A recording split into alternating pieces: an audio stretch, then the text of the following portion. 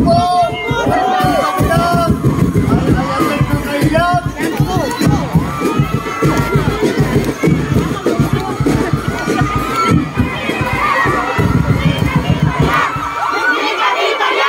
Hindi kami bayan! Hindi kami bayan! Hindi kami bayan! Hindi kami bayan! Hindi kami bayan! Hindi kami bayan! Makainit na salubong na ibinigay ninyo sa amin ng unit team, si Inday Sara, ang aking mga senador. Maraming salamat po. Alam ko, marami po sa inyo matagal nang nag-antay, kanina mang umaga. Pero huwag kayo mag-alala, dahil nangako na nga po si Senator Meg Zubiri na magpapakain sa inyong lahat.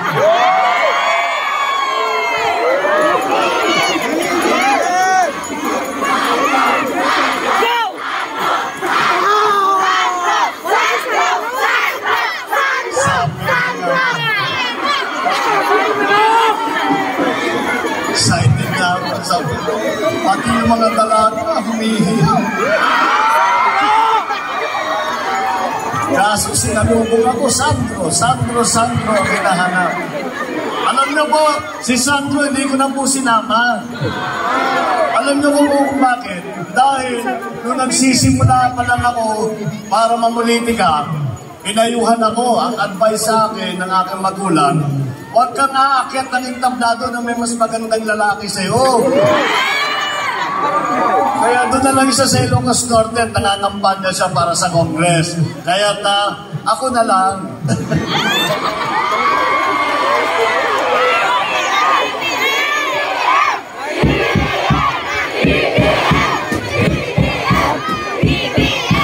Maraming salamat at maraming salamat sa salubong na ibinibigay ninyo sa amin sa unit team. Maraming pong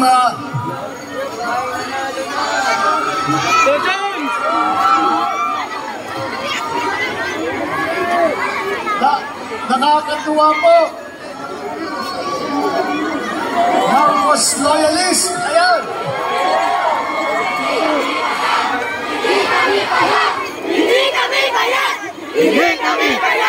Hindi kami bayan! Isigaw nyo yan para marinig ng buong Pilipinas na ang North Cotabato ay buong suporta sa unit team, Inday Sara at si Bongbong Marcos!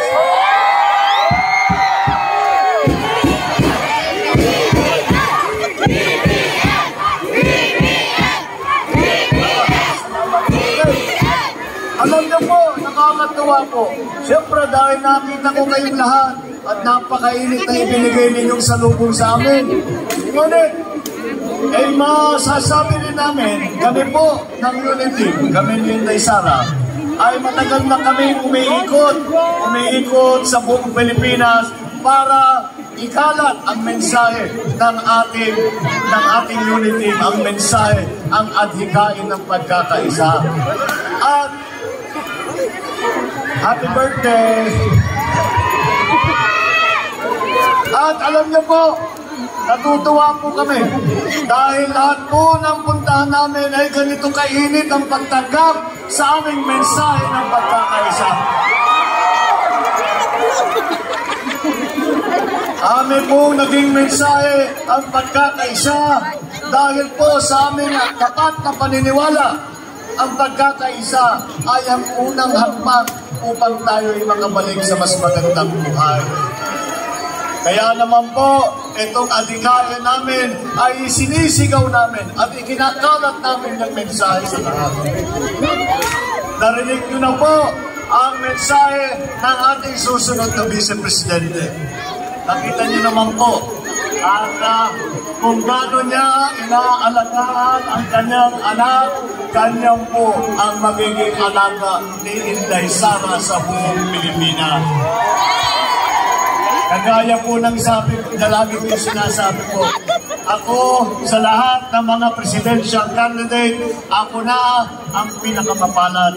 Dahil ang kasama ko bilang Vice Presidente ay ang Vice Presidential candidate na pinakamabait, pinakamahusay, pinakamatapang, at bukod sa lahat, ay pinakamalalim ang pagmamahal sa bansang Pilipinas. Kaya huwag po natin makakalimutan. Alam naman ninyo itong sinong na ito. Sinong Vice Presidente natin? Duterte! Duterte! Duterte! Duterte! Ayan po, maliwanag po. Alam niyo po, itong pagkakaisa, itong tambalak, Marcos Duterte, ay sa aking palagay, napakagandang halimbawa po para sa atin at sa adhikain natin ang pagkakaisa. Napakagandang simbolo po na ang isang kagaya ko na galing sa norte at ang isang kagaya ni Inday Sara na tiga Davao, tiga rito, tiga Mindanao, ay nanggaling sa magkabilang dako ng Pilipinas, ay kaya naman naming magsama, kaya naman siguro natin ipagkaisa ang buong Pilipinas.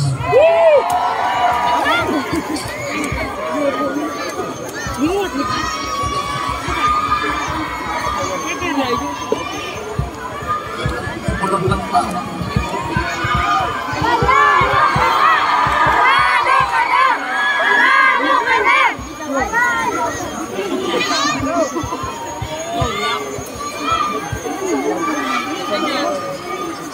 Ibabayo ka dyan.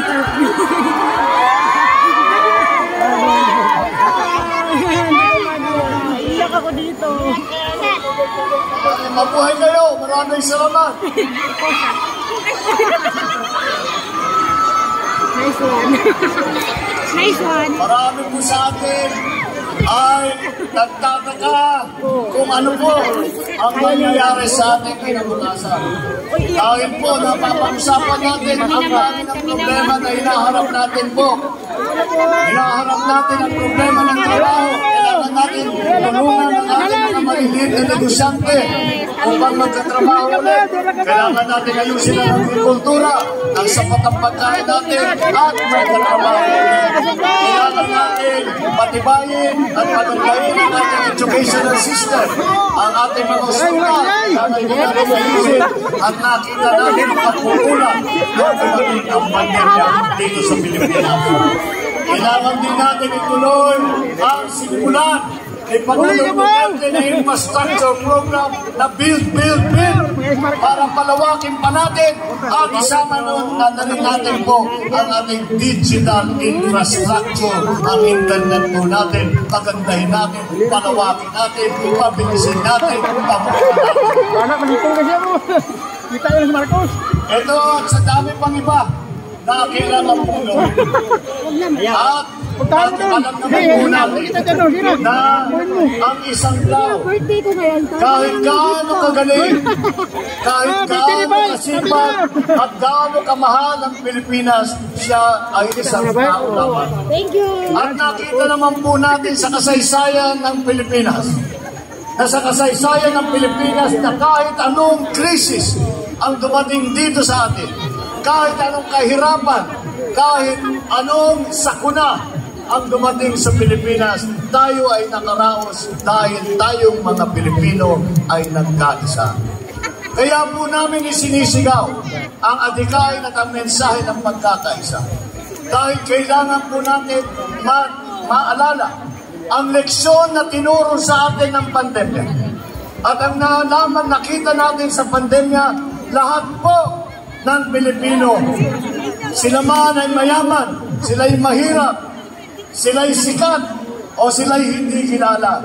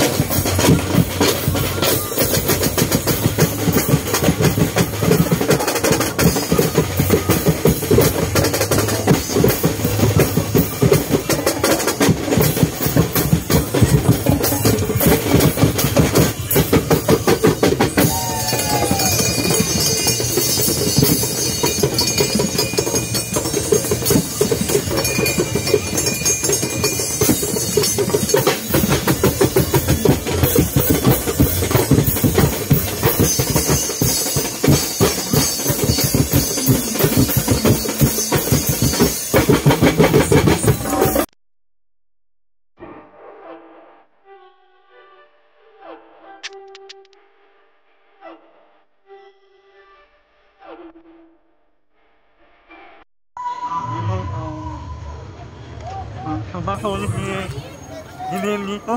Napakasulit. Grabe, sulit ng init.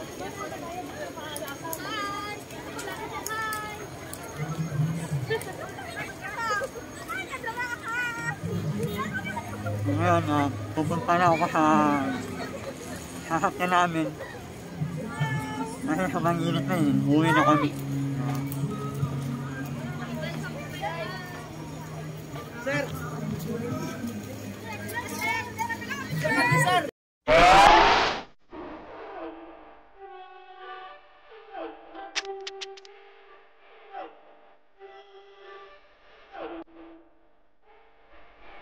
Bossy, bossy, bossy, yeah.